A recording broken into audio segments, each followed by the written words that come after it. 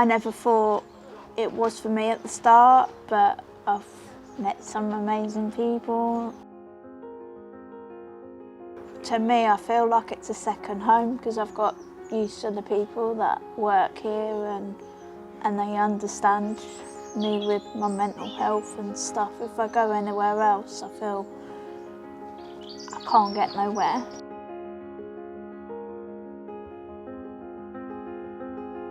This project has made an impact on my confidence, and I'm glad to be part of it, and I've really enjoyed it, and I do want to thank everyone that's taken part. That's just been an absolute pleasure.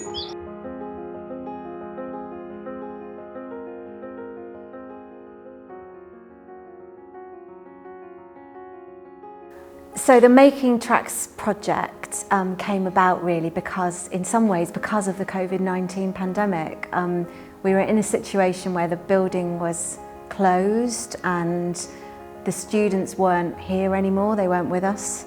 I felt very strongly that we needed to respond to the situation, we needed to be working with a group of people who were probably going to be most adversely affected by the pandemic. There is a lot of programs, there's lots of voluntary work, opportunities. Even within the pandemic there were those opportunities, but there wasn't the focus on work. Before the pandemic we met Tom Cliff from TRACK, who are our partner in the project.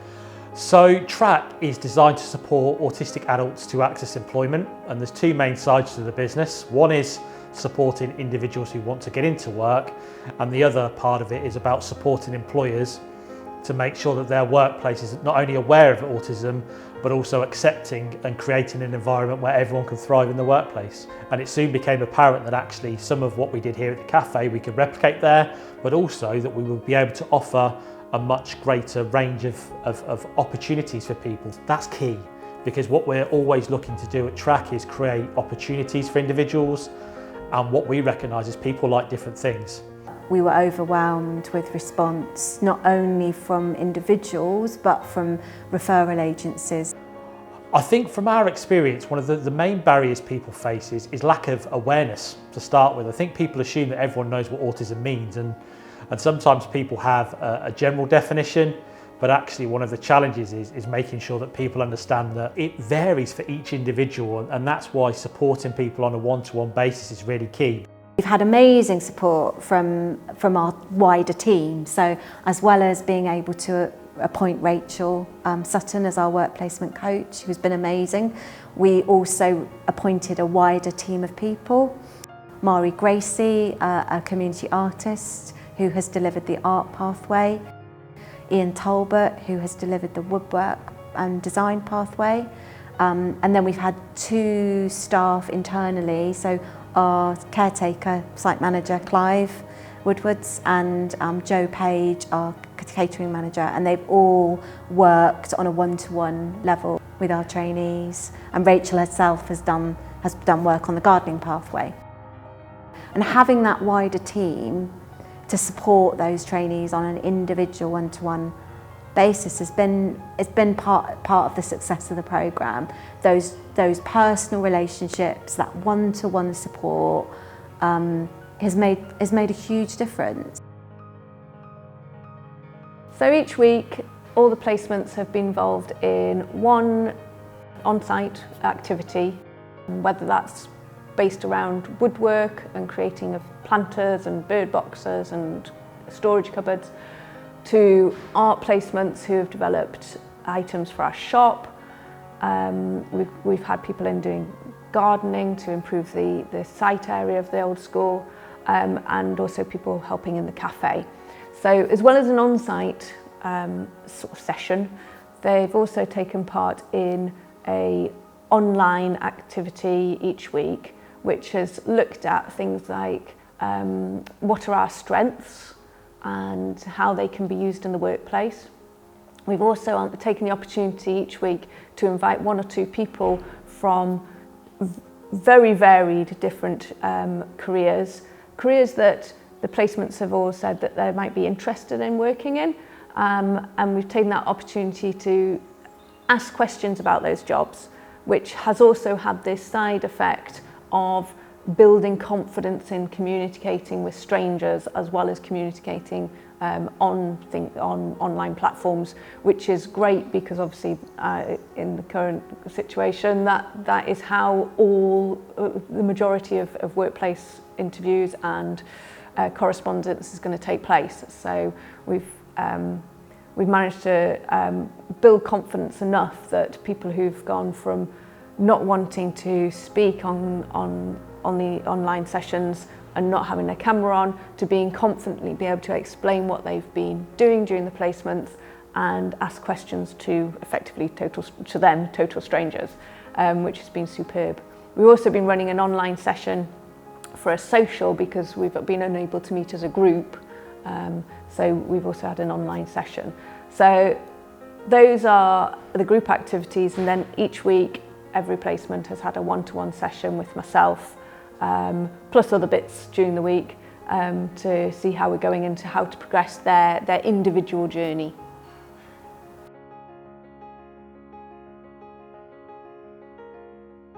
If you've not had any interaction, whether in a workplace or socially or within education for 4 or 5 years, the actual concept of just coming out and coming to a place and being with other people is a huge step.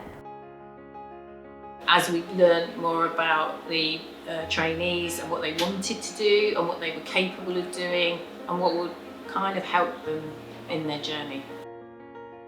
And what I found is that sometimes when people can't communicate very well, maybe verbally, or they've got a disability, or they just find it hard to express themselves, I can cut through that with art. Creativity just unlocks people. In terms of the journey, what I've seen from both of the trainees is a massive increase in confidence. It's not about teaching people to make cups of tea and coffee. It's about building up confidence. It's about finding out how people work well, what support they need, and then moving them on to where they want to go to. And the current situation with COVID, it's been difficult to actually give people work experience placements or day visits to different workplaces in which they're interested in. So all of the work placements have been focused at the old school, which has been superb because it has addressed those needs that we didn't realise would be really big, such as the self-confidence and the self-esteem and the learning, and with that things like developing self-organisation and self-reliance. So what have you been doing this morning, Lee? Doing some opening checks. Yeah? And I've been taking people's orders and their payment. Easier now, because you've done it lots. Yeah. Yeah? So the project has done a great job at doing that, and hopefully in the future, when COVID allows, we'll be able to move on to how that can then be taken into the workplace. Some of the things that have revealed themselves as barriers before you even get to that interview and all the issues that may cause. There's lots of things that we found during the project which have an impact on getting to that point. So, for example, dealing with everyday issues such as making telephone calls, getting people installed online, and finding setting them up with email addresses, which yes are going to come into play in the workplace, but need to exist as skills for general life. Do you think it's helped you in any way? Do you think it's... Well, I think it's helped me to get out of doors and socialise with people. Brilliant. And do you think it's helped your confidence at all? Yes, I do, Rachel, yes. Yeah. I think it has. From when I first met you, I think... Because I was quite shy, wasn't I? I didn't Yes. like to mix with people. But now, you're quite happy to have a chat. You had a nice chat with Clive earlier, didn't you? Yes, yes. what we have to recognise is that everyone on there is making their own track and they're making their own personal progress, and everyone's done that. So I think the work that Rachel and the team at Old School have put in place, you can see the difference it's made to individuals, whether that be in terms of developing confidence, moving closer to employment, into employment, and you really can't put a price on that. One of the things we've been really keen to do during the project is to learn how we as a group develop really excellent practice around working with autistic adults, and you know, we've had to look, each of us individually, about how we are and what we do and how we respond to praise, and how difficult it is to praise people, and how difficult it is to say thank you, and all those things in the world of work that are challenging for us as well as them. So I feel like we've got to a point where we've got a team that have so much skill, and I really want to be able to develop that going forward, and be able to share that practice with others. If you've got autism, then there are problems where other people, if you go into employment, they don't understand the situation that you're in. And coming here, we understand the situation. We can actually help them feel more relaxed about doing things, explain things fully about going into the out of the big wide world, you know, doing a job for an employer, and not sort of trying to let them know as well that you have autism, but you're still capable of doing a good job at whatever you choose to do. I think that's a great thing, and I'm sure that a lot of the people benefit from it. The one stream that goes through everybody is confidence, though. Their views of how their confidence has changed, even after the first sessions, was phenomenal. When they rated themselves out of 10, we were going from 3s to 8s after the first session. But confidence has been the biggest common factor. But everything else has been so varied as to what people's sort of needs and requirements and where they've started and where they will go to has all been vastly different. So we've had some amazing successes. They definitely weren't the successes that we anticipated at the beginning, because the successes we'd hoped for were people moving into employment or into education, and that has happened. It was brilliant. We've got 2 placements who are, one who's actually in the process of doing an education course, and one who's applying to do one. We've got one of our placements who's started a brand new job. It's been fun getting to know how to put everything together and make something for the birds. I think I picked it up pretty fast, to be fair. Yeah, absolutely, yeah. I love it. I think it's so much fun.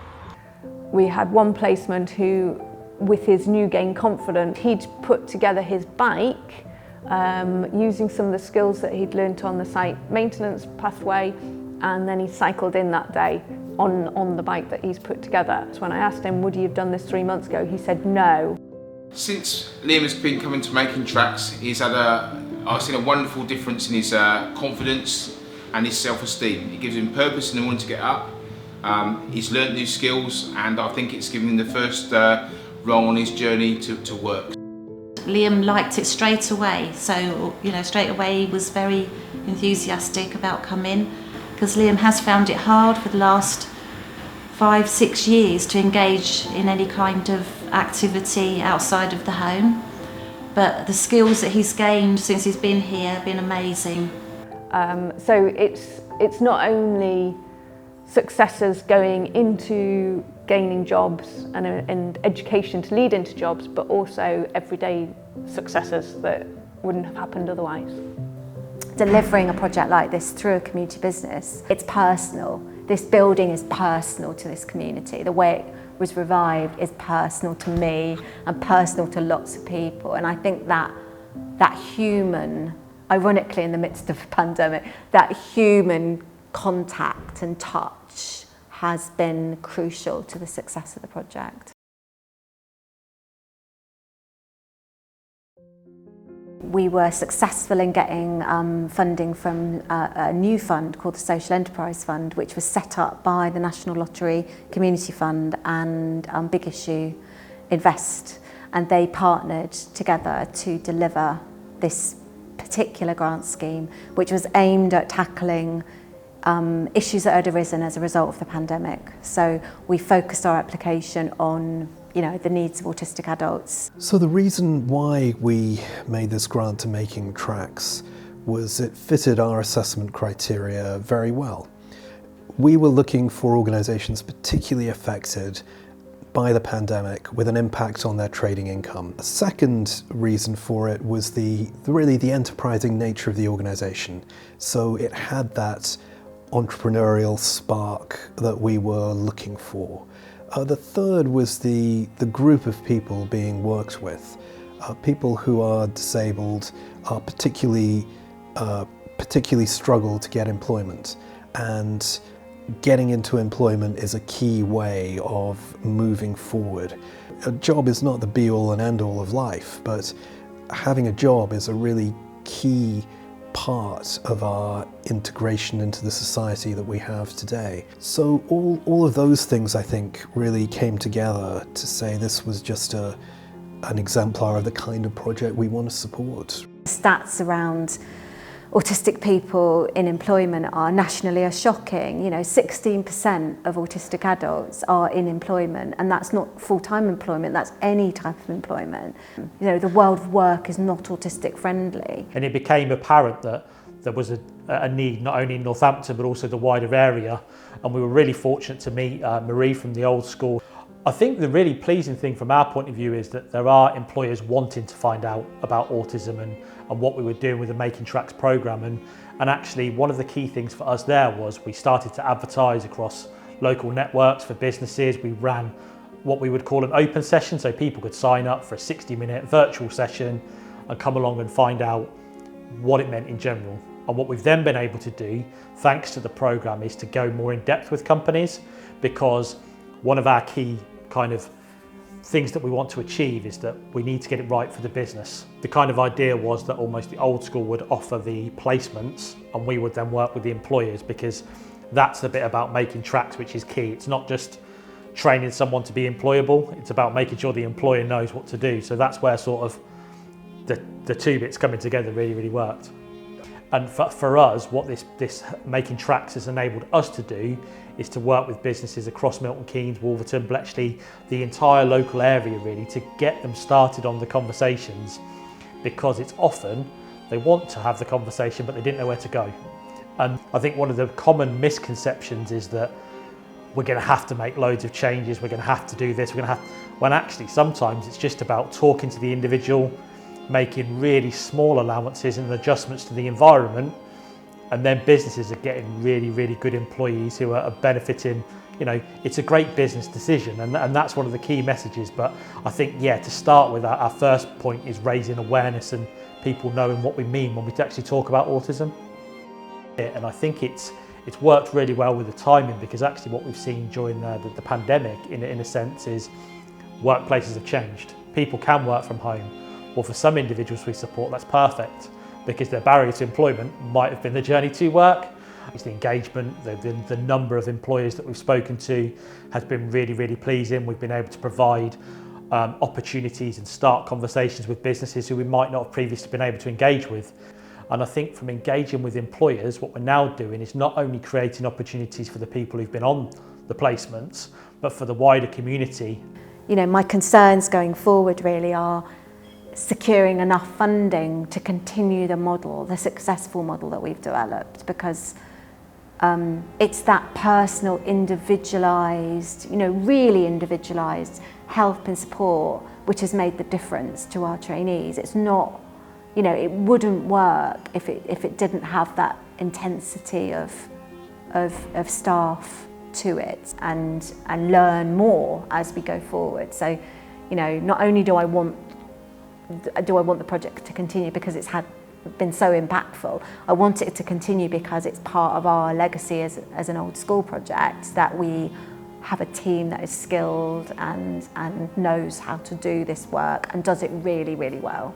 I think Stephanie described the building when they were doing the mural, conceiving the mural, described the building as a sanctuary, and I think that is such an amazing word. It's what I want people to feel when they come here. I want them to feel like they can breathe and they're safe, and it's somewhere that they're always welcome, no matter what sort of day they're having. I think it's been an ideal time, and Making Tracks has come about at a perfect moment in a sense, because people are now rethinking what they do, and it's now a case of us saying to them, well, you know, consider this. Do we have to go back to how it was just because that's the way it used to be, whereas what we can do now is make a workplace that allows every individual to thrive. It's about providing that personalised support, which does make a life-changing difference, because for these individuals who face challenges with small environmental changes, they make great employees. And I think that's something that people are sometimes reluctant to say, because it sounds like we're making it into a business case, but that's exactly what we do in a sense, because we don't want people to give people jobs because it's nice. We want them because it's the right fit and the right place, and that's what this whole project has been about.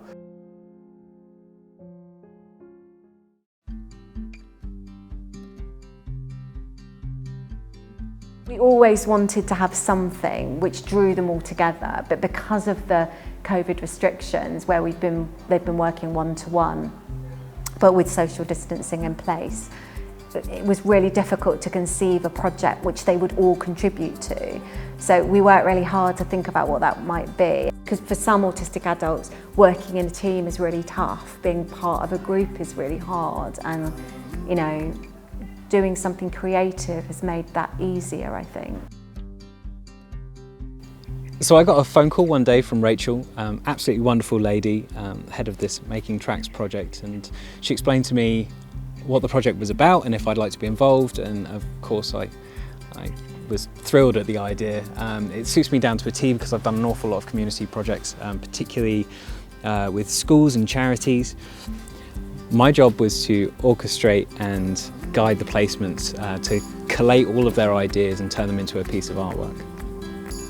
And then the guys, they were wonderful. They got so stuck in. It only took like one Zoom session. I think it was about 5 minutes in, and suddenly the floodgates opened, and all of their ideas just came to life straight away. You know, it's all stuff that's very personal to them in Wolverton. You know, things to do with culture, the history, everything that they love about nature locally.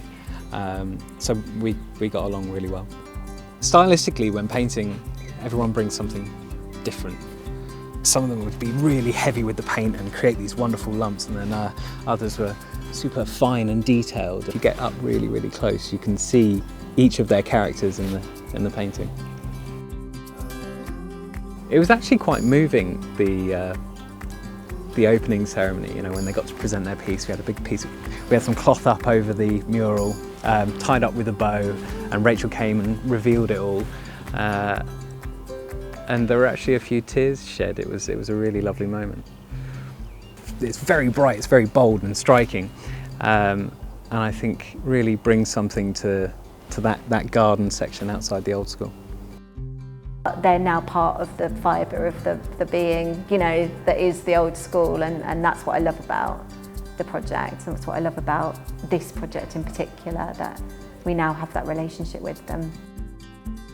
I think you can see today from how they've all reacted, just how they all feel about it as well. They do feel like they've left something behind. There is a legacy now in this building of the project, and they're now all there forever. You know, they're literally on the wall to remind us of how brilliant the project's been. To get someone into a job that they want to do is life-changing, and I don't think that's overselling it. So I think there's lots of kind of things we've started off, and that's now only going to grow as we move things forward.